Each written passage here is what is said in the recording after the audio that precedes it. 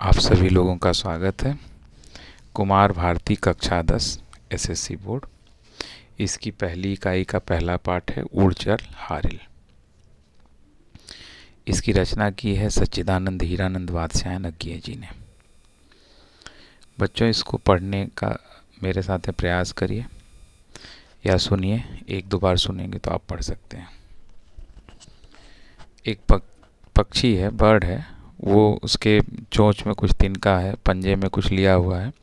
उसी पर इन्होंने आदमी से उसकी तुलना करके ये कविता बनाई है। उड़ चल हारिल लिए हाथ में यही अकेला ओछा तिनका। ऊषा जाग उठी प्राची में कैसी बाट भरोसा किनका। शक्ति रहे तेरे हाथों में छूट न जाए चाह सृजन की। शक्ति रहे तेरे हाथों में रुक न जाए यह गति जीवन की।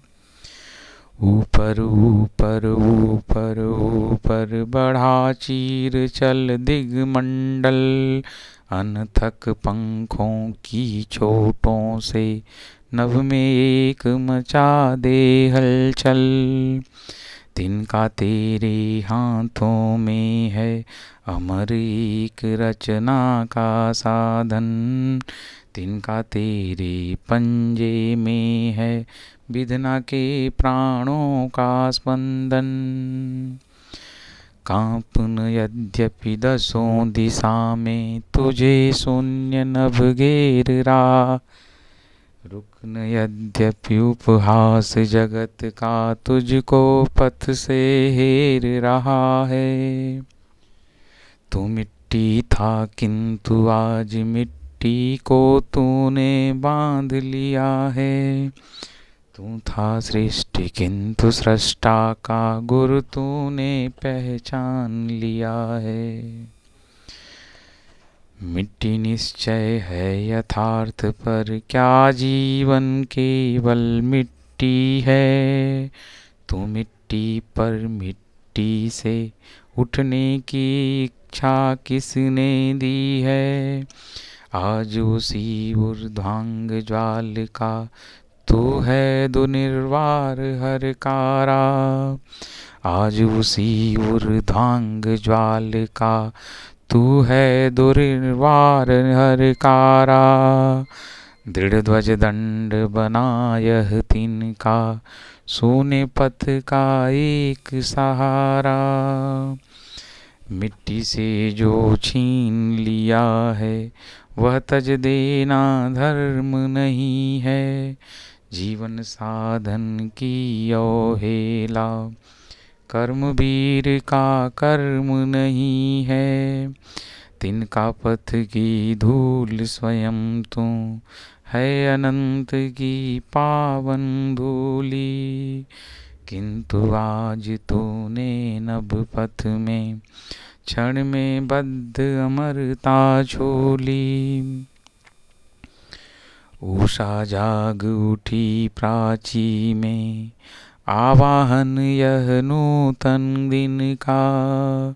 उड़ चल हरियल उड़ चल हारिल लिए हाथ में एक अकेला पावन तिनका। यह रचना इत्यलम कविता संग्रह से ली गई है। आइए जानते हैं हम लोग कवि के बारे में।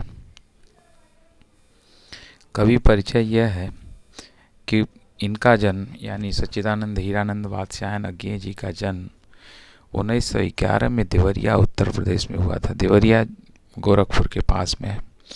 इनकी मृत्यु 1978 में दिल्ली में हुई थी। परिचय यह है कि सच्चिदानंद हीरानंद वात्स्यायन अज्ञेय जो आधुनिक हिंदी साहित्य के जाज्वल्यमान नक्षत्र और विमुखी प्रतिभा के धनी हैं।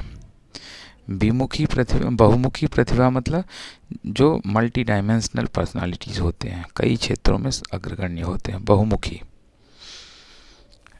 आपने कविता, कहानी, उपन्यास, आलोचना, निबंध, संस्मरण, नाटक सभी विधाओं में सफलतापूर्वक अपनी कलम चलाई है। आपने अनेक जापानी हाइकू कविताओं को अनुदित किया है, यानी ट्रांसलेट किया है।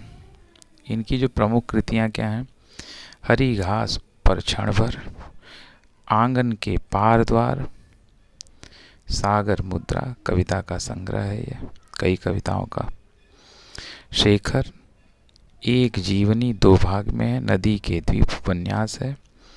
एक बूंद सहसा उछली, अरे यायावर रहेगा याद, यात्रा वृत्तांत है। सब रंग त्रिशंकु निबंध संग्रह है। तार सप्तक, दूसरा सप्तक और तीसरा सप्तक संपादन इन्होंने एडिटोरियल किया हुआ है इसका। पद्य संबंधी इस कविता में क्या है? प्रस्तुत कविता में यज्ञीय जी ने हारिल पक्षी के माध्यम से देश के नवयुवकों को आगे बढ़ने की प्रेरणा दी है। कवि का कहना है कि जीवन पथ में अनेक कठिनाइयां आएंगी, किंतु उनसे घबराना नहीं है। जीवन जगत के आवाहन को स्वीकार करके फिनिक्स पक्षी की भांति आसमान की ऊंचाइयों तक पहुंचना है ही हमारा लक्ष्य होना चाहिए।